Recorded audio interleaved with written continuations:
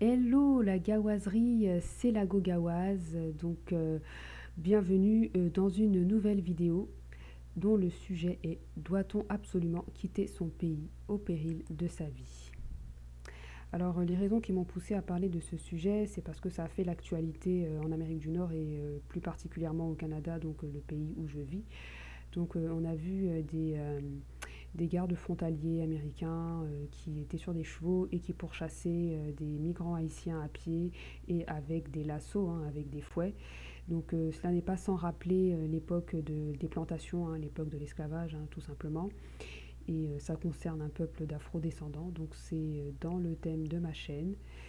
Il faut aussi savoir que les migrations clandestines sont souvent des sujets qui reviennent souvent dans les médias occidentaux, hein. Ça ne concerne pas forcément les afrodescendants, hein. Il y a 1 an ou 2 ans de ça, il y avait des caravanes de migrants honduriens qui voulaient aller aux États-Unis. C'est quand même des sujets assez récurrents. C'est la raison pour laquelle je me suis intéressée à ce sujet tout particulièrement. La question, le débat est lancé. Alors, rester ou partir au péril de sa vie? J'ai essayé de me mettre un petit peu dans la peau d'un migrant haïtien en me disant quelles seraient les raisons qui pourraient me pousser à quitter mon pays et aller ailleurs. J'ai un petit peu cherché sur la situation économique, politique d'Haïti. Et bon, voici ce qu'il en sort. Le président haïtien, il a été assassiné dernièrement, hein, c'est assez récent, le 7 juillet, par un commando de mercenaires. C'était les mercenaires colombiens, haïtiens et américains. Donc si déjà le chef de l'État se fait assassiner, le chef de l'État qui est supposé représenter l'autorité suprême, qui est supposé être la personne la plus protégée, avec tout le personnel de sécurité, tous les gardes, etc., s'il se fait assassiner pendant la nuit, alors qu'en est-il du citoyen lambda? Par la suite, juste un mois après, hein, le 14 août, il y a eu un séisme d'une magnitude de 7,2 qui a ravagé le pays, avec un bilan de 2207 morts et 12 000 blessés, tout en sachant également qu'Haïti ne s'est pas encore relevé du séisme qui a eu lieu en 2010. Bonjour les dégâts.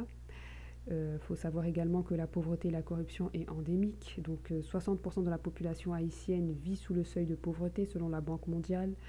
L'indice de développement humain est de 170 sur 189 selon les Nations Unies, donc il est hyper faible.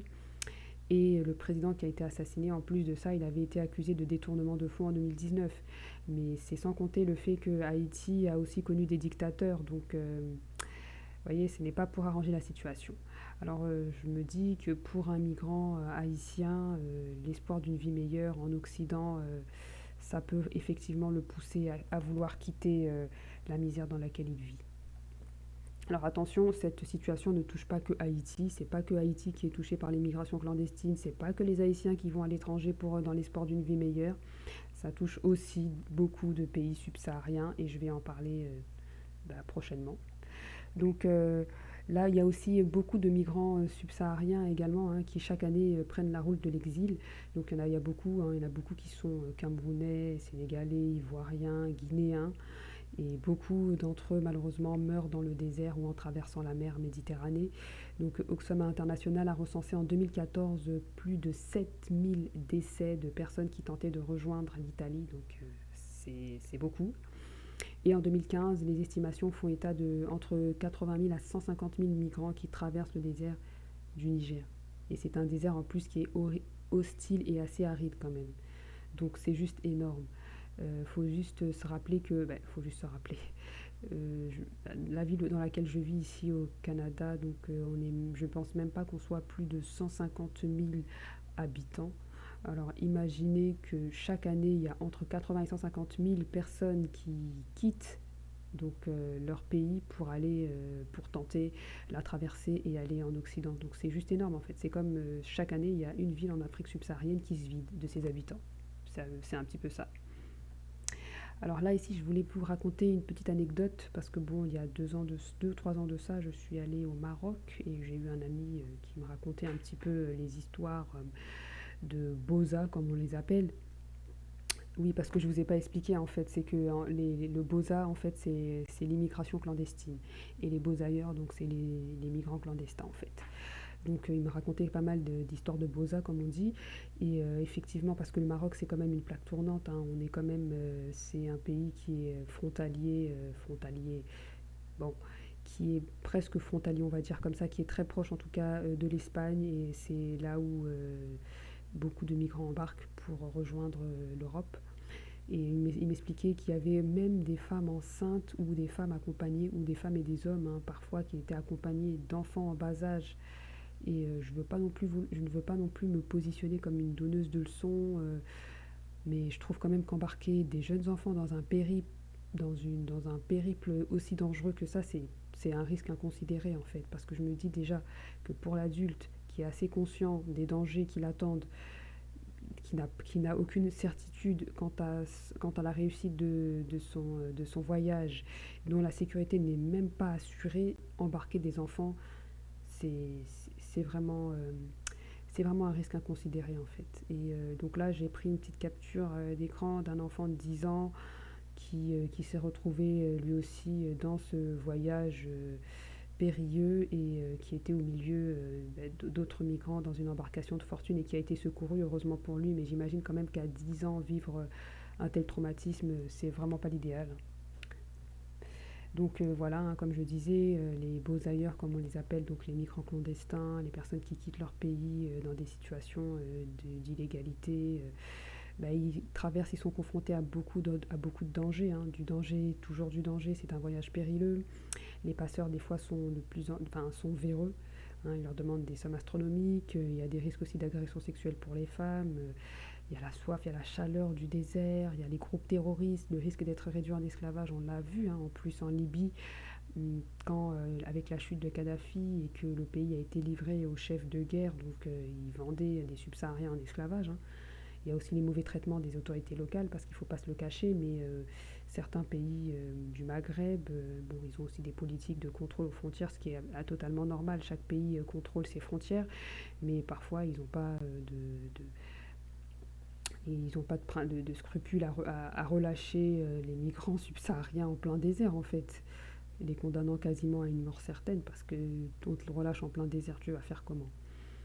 Et effectivement, bah, les conditions de voyage sont effectivement insalubres, donc il ne faut pas du tout s'attendre à voyager en première classe, hein. Donc voilà. Alors je me posais la question de savoir est-ce que tout ça, ça en valait vraiment la peine? Est-ce qu'il faut vraiment perdre sa vie pour pouvoir la gagner? Et quand je parle de vie, c'est de dignité, d'estime de soi, de confiance en soi. Est-ce qu'il faut perdre tout ça pour pouvoir espérer retrouver ça un jour? Alors je sais pas. C'est une question que je lance à la vindicte populaire.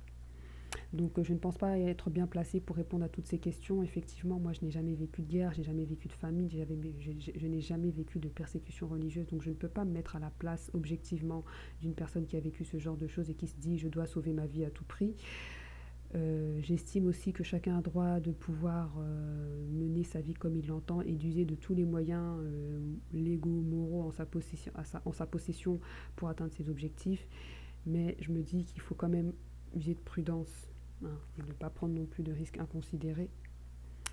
Bon, bah, j'ai essayé de réfléchir à quelques pistes de solutions, hein. On se connaît tous nos gouvernements, on connaît tous nos dirigeants, on sait qu'ils sont corrompus, on sait qu'ils sont à la botte de l'Occident, on sait qu'ils sont égoïstes et qu'ils se fichent complètement de leur population. Mais je me disais, est-ce que si on ne faisait pas pression sur nos gouvernements pour qu'ils prennent leurs responsabilités face à leurs ressortissants clandestins à l'étranger, ne serait-ce que néanmoins leur assurer des mesures de rapatriement sécuritaire?